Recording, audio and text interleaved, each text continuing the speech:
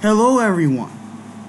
I would just like to say, before I begin this video, today's video slash episode, I would like to say I hope everyone had a happy, healthy, and safe July 4th weekend. I definitely did. I had a lot of fun this July 4th weekend. I hope you guys did as well. With that being said, before I begin my Incredible Hulk themed Q&A tonight around 7:30 p.m. Eastern Standard Time, I would like to talk about my recent disappointment on how the MCU on how Marvel has treated the Hulk recently in the Marvel Cinematic Universe. Now, obviously, Spider-Man: Brand New Day has yet to hit theaters. It comes out July 31st, which is pretty much the end of the month of July. So, I would like to express my overall disappointment with how the MCU has treated the Hulk in recent years. How the MCU, how Marvel Studios in particular, has treated the Hulk in recent years. And for the record, I do not hate Mark Ruffalo as the Hulk, although I've been very disappointed with his performance in recent years. I do not hate the MCU version of the Hulk, although I've been very disappointed with that version as well. And this is definitely not me hating on Marvel Studios. Okay, I get it. Marvel Studios does not completely own the movie rights to the Incredible Hulk character. The part of the movie rights are owned. Part of the other part of the movie rights are owned by Universal Studios / Pictures, which I don't understand why that they still partly own the movie rights to the Hulk. I think it's ridiculous, but that's a different story for another time. But right now, But with that being said, I'm sorry, I'm going all over the place with my words. I apologize. But with that being said, let me talk about my recent disappointment with the Hulk in the MCU in recent years. Now, you guys know, who have followed me since last year, or for years, know that I'm a huge fan of the character of Dr. Robert Bruce Banner, aka the Incredible Hulk. I've been a fan since June of 2003, when my father took me and my older brother Eric to one of our local AMC movie theaters to see the Ang Lee Hulk movie. And even though I know a lot of people were very disappointed with that film, I loved that movie as a kid. Granted, my feelings on the film have somewhat changed, but that is a completely different story for another time. But with that being said, ever since my father took me to the theater to see that movie, I have been a huge fan of the character. I've read several of his comics over the years. I've watched many of his TV show adaptations, including the 1996 Incredible Hulk animated series, as well as the 1977-1978 TV series that starred Bill Bixby and Lou Ferrigno. That part I understand. But honestly, what my disappointment with the Hulk is, there's quite a few things that I've been very disappointed with, and how the MCU has treated the Hulk over the years. Number one, I'm going to start off with three. Number one, I'm going to start off with the Hulk's true power. Now, let me start off the saying, I was not expecting the MCU Hulk to be just as powerful as the Hulk in the comics. You know, the MCU, the Marvel Cinematic Universe, you don't know what the hell I'm talking about, is not a direct adaptation of the comics. It is a superhero cinematic universe that is loosely inspired by the comics. So, but I did expect the MCU version of the Hulk to be a major force to be reckoned with, kind of like how the Hulk is in the comic books. And I felt since Thor Ragnarok, he has been used as a punching bag. More so since Thor Ragnarok, the Hulk has kind of been used as a punching bag. And that to me is unacceptable. I mean, yes, as I said, the MCU is a loose inspiration from the comics, but come on. This is the Hulk we're talking about. We're not stupid. I mean, I get it that the MCU is not going to be as powerful as the Hulk is in the comics, but you got to make him a respected powerhouse, and I think the MCU, since Thor Ragnarok, has kind of failed. But I'll touch more on this parent than Thor Ragnarok later on in this episode. Excuse me.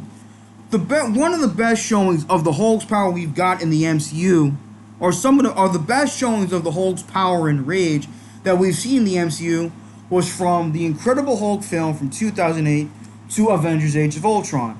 You know, in the Incredible, we got to see the Hulk tear apart the military, defeat the Abomination, especially the part where he ripped the police car in half, turned it into steel gauntlets, used his thunderclap and ground smash signature moves. In the Avengers, we saw him go toe-to-toe with Thor, give him a bit of a nosebleed, and of course, after he gave the whole "I'm always angry" speech, one shot at one of those Chitauri monsters that were flying throughout the city, causing a boatload of destruction. You know what I'm saying? With one punch. Then, of course, in Avengers Age of Ultron, in which he got hexed by Scarlet Witch, we saw the Hulk really get angry.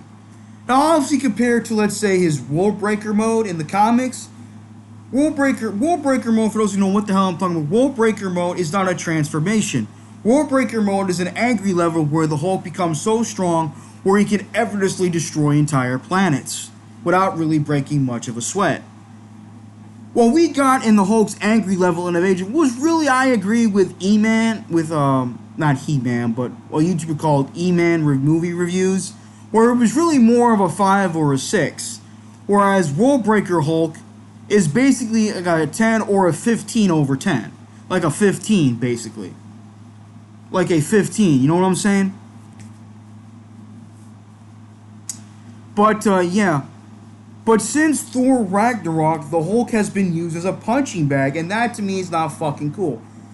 Now, going back to Thor Ragnarok, yes, they somewhat incorporated elements from the excellent Planet Hulk story arc that was written by Greg Pak back in 2006. But as the title says, this is not a Hulk movie, this is a Thor Ragnarok is specifically a Thor movie. And also, his fight with Thor could have been a lot longer and a bit more epic because in the comics, Thor and the Hulk have consistently been able to fight each other on equal terms, even when Thor is amped by the Odin Force. Basically, if you look at the majority of Thor's battles with the Hulk, they've pretty much been inconclusive. I mean, I'm not lying about it. Go look up their battles in the comics. They're legendary. You know, the reason why rivals always match Thor up with the Hulk because these two are major heavy hitters. And Thor is one of the few characters that is able to stand his ground extremely well against the Hulk, even when he is angry, at his angriest. Okay? But with that, and it's like, and since Thor Ragnarok, the writers have completely forgotten about his anger, empowerment, and strength increase factor abilities. Like, as any fan of the Hulk knows, the Hulk's power is based on the amount of radiation and dark magic he absorbs and catalyzes, but more importantly, it's directly proportionate to his emotional state, more specifically his rage and anger. As the saying goes, the madder the Hulk gets, the stronger the Hulk gets. And it seems like in that particular movie, they completely forgot all about it. It's like, what the hell were you guys thinking? And that's probably one of the major reasons why the Hulk got his ass kicked by Thanos. Yes, Thanos was able to use, combat strategy, but the Hulk should have gotten really angry at Thanos for what he did to his comrades. Like, what the hell? And then, throughout Infinity War, the Hulk refused to come. I'm sorry, I'm going a little over the place here, I apologize, but number 2 is how they didn't do the Hulk story arc properly. Throughout many years of the Hulk had this story where two beings would struggle for control over one another, Bruce Banner trying to struggle for control of his body while the Hulk would want to be his own. Bruce Banner for years thought the Hulk was a curse, a disease, if you will. Well, the Hulk just wants to be left alone. He doesn't want to hurt anybody. But at the same time, while Bruce Banner fears the Hulk, he also understands that the Hulk has done some good from time to time. So yeah, the Hulk has been shown in the comics to be a misunderstood character as well as hero. But I understand. I'm sorry. I'm sorry. Hold on. Oh yeah, I'm sorry. But it's two beings struggling for control. Bruce Banner wants to, while the Hulk wants to find peace, wants to, be his own person. And we got that in Thor Ragnarok. What we saw after the Hulk pretty much, quote unquote, locked Bruce Banner in the trunk for 2 full years, we started to see the Hulk become his own person. Yes, Bruce Banner is the Hulk and the Hulk is Bruce Banner, but they're also technically not the same person. They're also their own personas, if you will. The Hulk has his personality while Bruce Banner has his personality. Another thing that I felt the MCU has done, that Marvel Studios has done terribly with the Hulk, is his healing factor.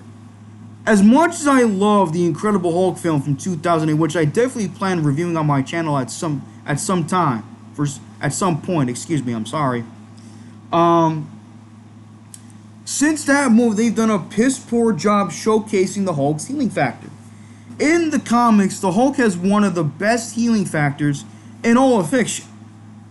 I mean, for many years, a lot of writers and fans have argued that the Hulk has a better levels of regeneration than Wolverine. And it's been shown, and I had said it's kind of been shown in the comic books.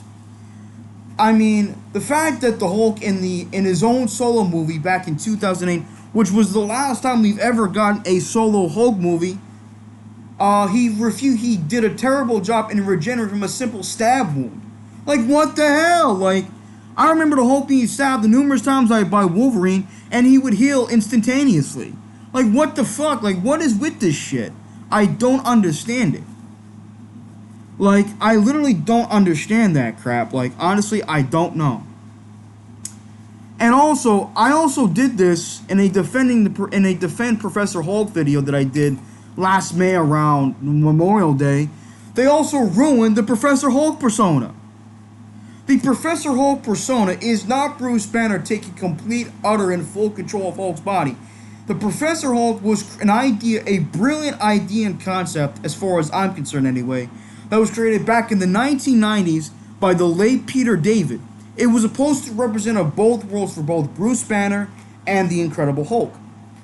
The Professor Hulk is basically a combination of not only Bruce Banner, but also the Savage Hulk and the Joe Fix-It Grey Hulk. It's basically a version of the Hulk that possesses the craftiness of the Joe Fix-It Grey Hulk, the strength of Savage Hulk, and the intelligence of Bruce, and intelligence comparable to Bruce Banner. It was basically an idealistic version of the Hulk that Bruce Banner had envisioned. And it worked, especially back in the 90s.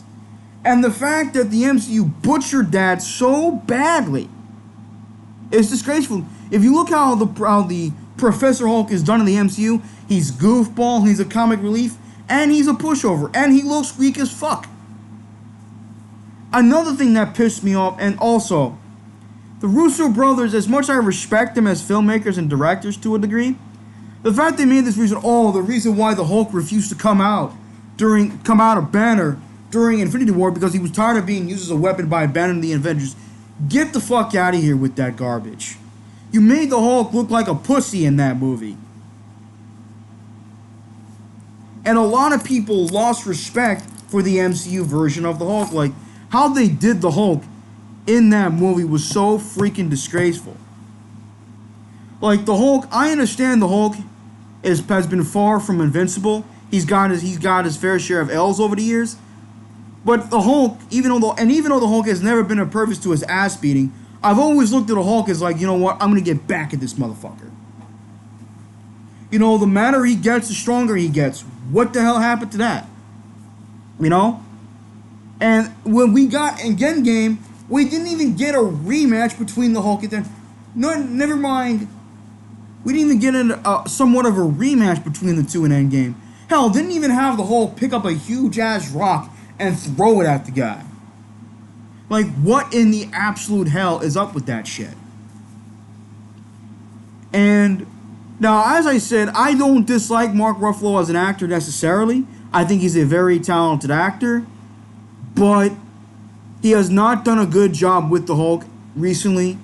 From what I've seen so far in the coming attractions and trailers of Spider-Man Brand New Day, he looks really good. This is probably, hopefully, his best performance as the character since Avengers Age of Ultron. Not that I disliked him in Thor Ragnarok, but I felt Thor Ragnarok was really more so Hulk's time to shine than Bruce Banner's time to shine. Get what I'm saying? But yeah, so, I mean, the MCU has done the Hulk dirty. Hopefully Spider-Man Brand New Day does him some justice. Don't get me wrong, Spider-Man's my favorite number one favorite Marvel character of all time. I love what Tom Holland has done with the character so far in the Marvel Cinematic Universe. But hopefully, but the Hulk, with all due respect, needs to be done with justice, needs to be done with respect, because as for what I've read so far in the comics, from what I've seen so far over the years, he is a great character. One of the most fascinating characters in all of comics and fiction. And I've been a fan since the first day I got exposed to the character when I was 8 years old. And I have not regretted that decision. And yeah, man, there's a lot that needs to be said. Like what the MCU has done with the Hulk since Thor Ragnarok, especially since Avengers Infinity War, has been disgraceful. Hopefully Spider-Man Brand New Day gives him some redemption. With that being said, hope you guys enjoyed this video. For those who are interested, once again, for my Incredible Hulk themed Q&A tonight, please stay tuned. And as always, peace out.